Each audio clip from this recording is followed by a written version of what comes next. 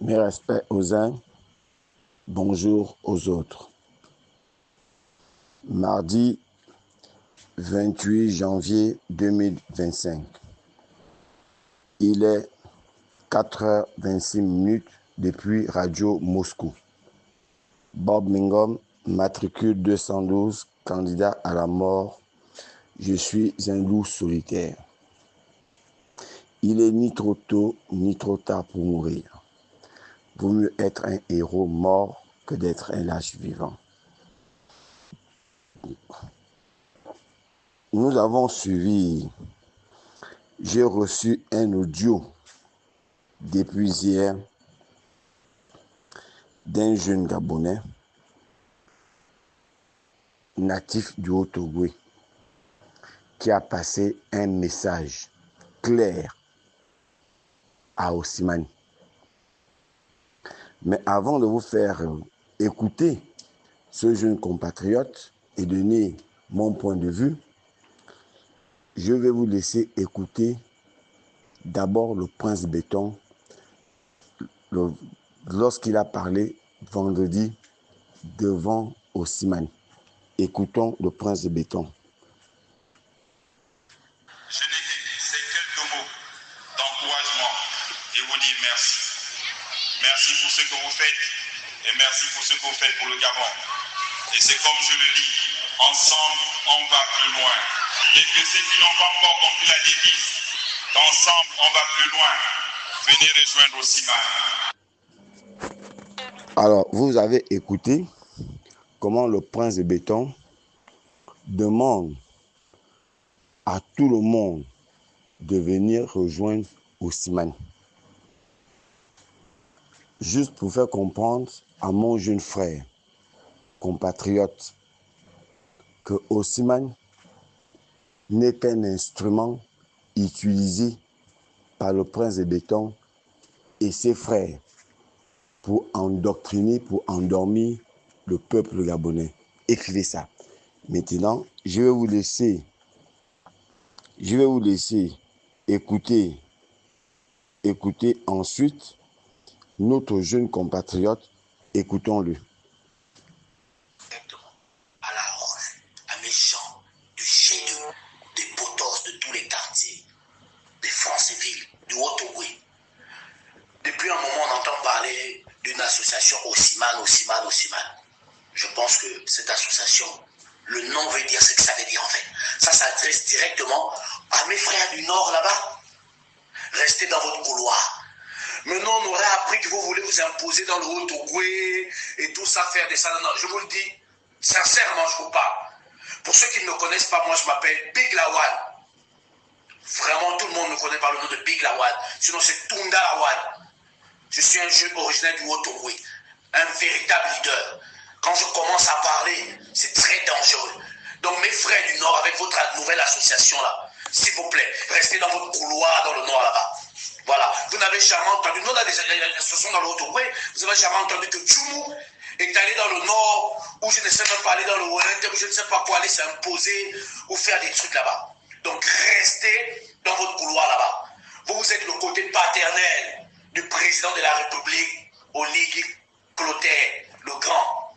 Restez là-bas. Nous, le côté maternel, laissez-nous dans notre cadre. Je fais cette vidéo suite à la vidéo où j'ai vu mon grand frère Manti est sorti et toi sorti son ras-le-bol. Manti, grand frère, toi tu sais que dès que toi et moi, dès qu'on s'unit, rien ne peut bouger dans l'autre bruit. Et là, je m'adresse à tous les vrais soldats de la rue, les vrais popos, les vrais, les kinda, les Franceville, le tout là. On ne laisse pas ça. Comme le Libanais qui a voulu narguer les gens, on ne laisse pas ça. Jamais de la vie, s'il vous plaît. On n'a rien. Je n'ai rien contre les femmes. Mais restez dans votre gamme là-bas. Nous, si on reste dans notre gamme, on a quelque chose en commun en ce moment qu'il faut construire, c'est le pays. Mais si vous venez dans le couloir des autres, là, c'est très, très mauvais. Vous voyez, je ne fais jamais des sentiments. Vous ne me voyez pas. Moi, je ne me voyais pas. Tellement, ça m'énerve même en fait. Vous êtes malade.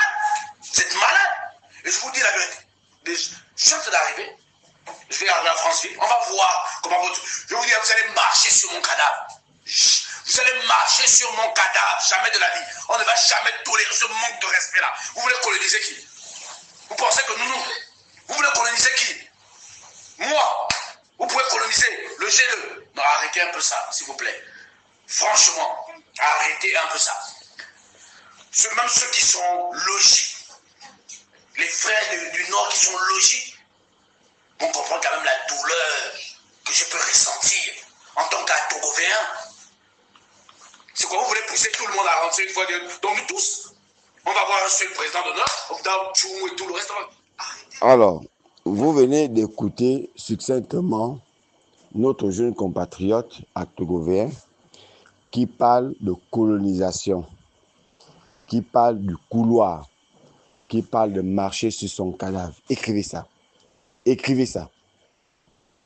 Mais la faute à qui? Ils ont un point commun, tous, c'est de soutenir le Prince de Béton dans sa façon de faire. La faute, c'est le Prince de Béton. C'est le Prince de Béton qui demande à Osimhen de conquérir tout le Gabon. Osimhen, que signifie Osimhen? Penser. Penser à quoi? Je ne sais pas quoi, parce qu'ils n'ont jamais dit exactement à quoi ils pensent, en dehors de se maintenir par tous les moyens au pouvoir. Osimhen a commencé dans Oyem, s'est étendu dans le nord. On pouvait encore comprendre la conception d'Osimhen. Maintenant, quand Osimhen quitte du nord pour devenir national, j'avais déjà parlé de ça depuis Radio Moscou. Osimhen devait changer de nom. Osimhen devait changer de nom et non imposer le nom. Vous n'allez pas amener Osimhen avec le nom Osimhen sans que l'ensemble de l'Assemblée générale ait décidé de maintenir le nom Osimhen. Vous n'allez pas l'amener dans le Haut-Togo et dans les autres provinces. Non. Mais la faute, c'est le Prince de Béton qui est derrière ces associations. Donc, je suis d'accord avec ce jeune compatriote. Je suis d'accord avec lui et je le soutiens là-dessus. Tout en lui disant que si Osimhen vient là-bas, qu'il ne revienne même pas sur leurs deux jambes. Écrivez ça. Je vous soutiens. Je vous soutiens. Et encore que cette bataille, ce serait entre vous qui soutenez le Prince de Béton à être candidat. C'est encore entre vous, entre Osimhen et les Atogovéens et mon frère Atogovéen qui voit que Osimhen veut les coloniser. En un mot, le Wellington veut coloniser le Haut-Togo. Ça, c'est entre vous là-bas. Ça ne concerne pas le Wellington, ça ne concerne pas le Haut-Togo. Ça concerne le camp qui soutient le Prince de Béton à sa candidature. Ça ne concerne pas les Gabonais. Ça ne concerne pas les femmes du Wellington. Ça concerne Osimhen et sa marmaille de personnes. Parce que Osimhen, que vous voyez dans les rues, c'est moyennant l'argent. Et le Prince de Béton est le président d'honneur. Donc, en réalité, écrivez ça. En réalité, jeune frère, vous aurez dû vous adresser au Prince de Béton directement et de manière frontale. Parce que le Prince de Béton est le président d'honneur d'Osimhen. Même si ils ont fait semblant de vouloir faire croire aux gens le vendredi ou le samedi quand ils ont fait leur histoire là, que le Prince de Béton a fait une surprise à l'association. C'est du bluff. Il n'y avait pas de surprise. C'était prévu. C'était une mise en scène, un scénario. Écrivez ça. Écrivez que le Prince de Béton n'avait pas fait une surprise. C'était une mise en scène. Écrivez ça. Voilà une personne qui cherche à se présenter aux élections en violation de toutes ses promesses. Il veut se présenter. Et il crée des associations. Il crée les Gabonais des jeunes de la faim à faire la grève de la faim. Mais je continue à dire, j'ose croire qu'ils vont mourir avec la faim. Là. Il est aujourd'hui en même temps le chef suprême de Mapan. Le chef suprême de Mapan avec les repris de justice, tout ce monde-là, c'est lui qui est leur chef suprême. Mais il ne s'est jamais dédié de ça. Il les a jamais désavoués.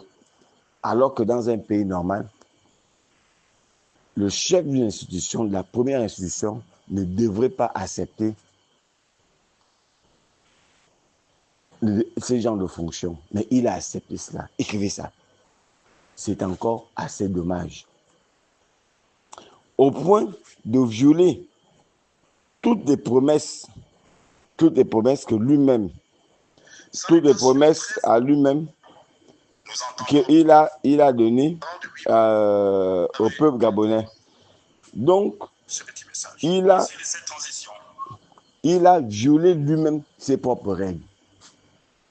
Je vais vous laisser écouter l'une des règles lorsqu'il a fait son soi-disant coup d'État. C'est qu'il a dit au peuple gabonais. Avec l'apport de tous les Gabonais, partenaires au développement, nous entendons remettre le pouvoir aux civils en organisant de nouvelles élections libres, transparentes et crédibles. Alors, personne ne l'a obligé à avoir de tels propos. S'il doit s'en prendre à des gens, il doit s'en prendre à ceux qui l'ont rédigé le discours. Mais il doit tenir à sa promesse. Le militaire, c'est la parole. Il a dit, ils ne sont pas venus là pour s'asseoir. C'est ce qui est bien avec les réseaux sociaux. C'est que quand vous parlez, on vous enregistre et ça reste dans une bande de données. Et cette bande de données, c'est ce qui va nous permettre de nous rappeler à chaque fois de tes propos. Et d'autres ont fait passer un autre audio où Omar Bongo, qui est son mentor, qui est son César, qui était, en un mot, son Dieu sur terre, disait à l'époque qu'il n'est pas normal, il ne sera jamais normal pour lui d'accepter qu'un militaire soit candidat. Et aujourd'hui, c'est ce qui est utilisé dans les réseaux sociaux qui fait le buzz pour rappeler au point de béton que si tu as un peu de respect pour la mémoire de ton mentor, de ton César, respecte la mémoire d'Omar Bongo. Mais lui, il n'est pas question de respecter la mémoire de qui que ce soit parce que il tient à rester au pouvoir par tous les moyens. Et tous les moyens sont bons pour lui. Vous voyez bien, 3 jeunes Gabonais. Dans les jeunes Gabonais, là, il y a 3 femmes, des pères de famille qui oublient que leurs enfants apprennent. Leurs obligations régaliennes, ils les ont totalement mis à côté parce qu'on leur a donné de l'argent pour aller faire la grève de la faim. Mais ils ne font même pas la grève de la faim, ça je peux vous le rassurer. Écrivez ça. Écrivez ça. Ils ne font pas la grève de la faim parce qu'ils mangent, mais ils font souvent semblant de dormir là-bas. Quelle institution qui les a accordés, c'est pas si l'Assemblée ou le Sénat, pour leur accepter de dormir là où ils dorment là. Si les gens demandaient de faire la grève de la faim aussi, en s'opposant à la candidature du prince de béton, est-ce qu'on leur aurait accepté de dormir devant ces institutions-là? Je n'y crois pas. La preuve, c'est qu'il y a des Gabonais qui grèvent par rapport au travail depuis Baltousalem devant l'Assemblée nationale. Est-ce que le prince de béton s'est déplacé pour aller rassurer ces jeunes Gabonais-là? Ou faire semblant même de prendre leur dossier? Pas du tout. Parce que ce n'est pas son dada. Ils ne sont pas de la même acabit, il n'a pas leur temps. Ce qu'il en a besoin, c'est les personnes qui font bicose, bicose pour lui, pour ses propres intérêts et les intérêts de sa propre famille et non du peuple gabonais. Écrivez ça. Écrivez ça. Et je demande au prince de l'écrire. Écris ça. Écris. Que le prince de béton n'est pas là pour le peuple gabonais. Il est là pour l'intérêt de sa famille, l'intérêt des généraux qu'il a augmenté les salaires et qu'il a donné des galons pour éviter que ces généraux ne lui dament à son tour. C'est de ça dont il s'agit. Et il cherche le bon moment pour dire officiellement qu'il est candidat. Mais la seule chose qui l'empêche encore de le faire, qu'est-ce que la communauté internationale va dire et quelle sera la réaction de toutes ces personnes-là, de tous ces pays-là. C'est ça dont c'est ce qui l'amène encore à hésiter de parler. Mais je peux vous rassurer que le prince de béton sera candidat. Ceux qui sont autour de lui disent au prince de béton, n'aie pas peur. La communauté internationale, c'est des conneries. Nous sommes des Gabonais. De toute façon, nous sommes au Gabon. Mais les conséquences, ils ne seront plus là pour le prince de béton. Écrivez ça. Et que le prince de béton n'avait qu'à l'écrire. Écris ça. Le revers risquerait d'être brutal. Plus les jours avancent, plus la tension monte.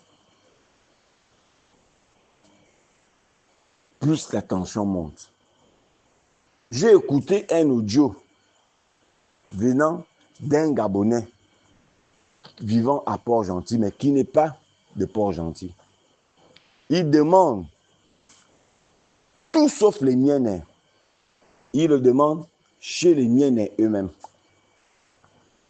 Les Mienais ont accepté leurs frères gabonais par hospitalité.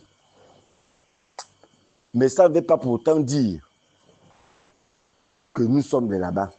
Nous sommes allés pour le travail. Et j'entends ce Gabonais dire de monter une association, l'unité de tout sauf les Mienais, chez eux. Les empêcher d'être maires, d'avoir les postes électifs, parce que, soi-disant, nous sommes les plus nombreux. Nous sommes plus nombreux que les Mienais. Donc, c'était un crime pour les Mienais d'avoir accepté les autres communautés. Ça veut dire qu'aujourd'hui, les Volontémoins doivent avoir peur de voir les autres ethniques venir dans le Volontaire, de peur que les postes électifs, nous puissions les perdre. Écrivez ça. C'est là la différence entre Omar Bongo et le prince de béton. Parce que Omar Bongo avait trouvé des canons pour permettre aux autochtones de se maintenir à certains postes électifs ou d'entreprise. Écrivez ça. Maintenant, depuis que le prince est là, on veut faire totalement disparaître une communauté, la communauté Mienais. On veut totalement la faire disparaître du globe terrestre. Avec des propos comme ça, ni le gouvernement, ni le prince de béton ne fait cas de cette situation. Et quand il y aura mort d'homme, on va venir trafiquer l'histoire. Écrivez ça.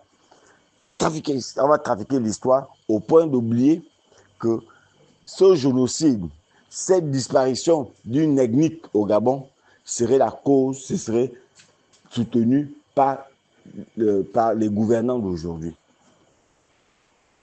Mais il annonce une alerte. Il dit voilà ce que nous allons faire.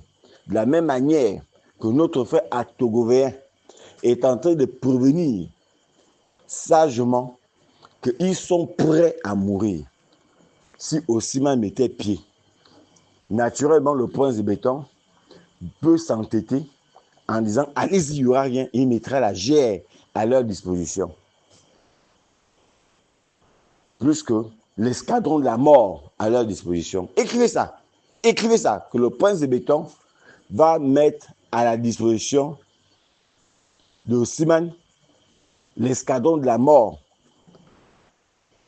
Mais Lorsque les gens sont décidés d'atteindre leur objectif, ils sont disposés, ils sont prêts à mourir pour leur idéologie, pour leur dignité. J'ose croire que le prince de béton va assumer si Osimhen partait dans le Royal Thème. Mais je ne souhaite même pas que Osimhen revienne sur leurs deux jambes. Et je vous souhaite de partir dans le Haut-Togo. Mais je vous souhaite de ne pas revenir sur vos deux jambes. Écrivez ça. Écrivez ça. Mais le prince doit savoir qu'on ne sait jamais comment la violence, on sait généralement comment la violence commence, mais on ne sait pas comment ça termine. C'est que vous soutenez là. J'espère que vous allez soutenir ça jusqu'à la fin. Écris ça. Écris ça. Écrivez. Que le prince de béton va assumer les conséquences. Au Gabon, les gouvernants ont toujours eu tendance à négliger le peuple gabonais. De toute façon, on peut tuer deux, les autres vont fuir, ils vont se calmer. On peut faire ceci, le peuple gabonais est naïf. Oui, oui, la preuve c'est que Osimhen, dans les marches d'OIM dans le Gabon, ils ont promis de l'argent qu'ils n'ont jamais donné. Ils ont amené les enfants, les jeunes Gabonais au gymnase. Ils n'ont pas donné et ça fait le tour des réseaux sociaux.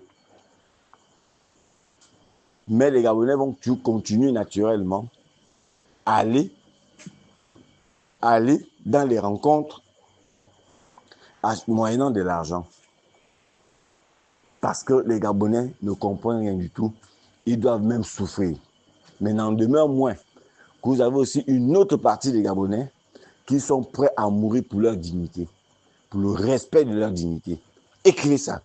Et c'est ce qui va surprendre l'escadron de la mort. Et je vais terminer en vous rappelant l'affaire d'Engon, en vous disant toujours que dans Engon est un pays où il y a des mortels et des immortels. Ces mortels-là sont représentés au Gabon. Engon, c'est le Gabon. Et les immortels, ce sont les militaires qui estiment qu'ils sont des intouchables. Ils ont la possibilité de tuer parce que tout simplement, ils disposent des armes.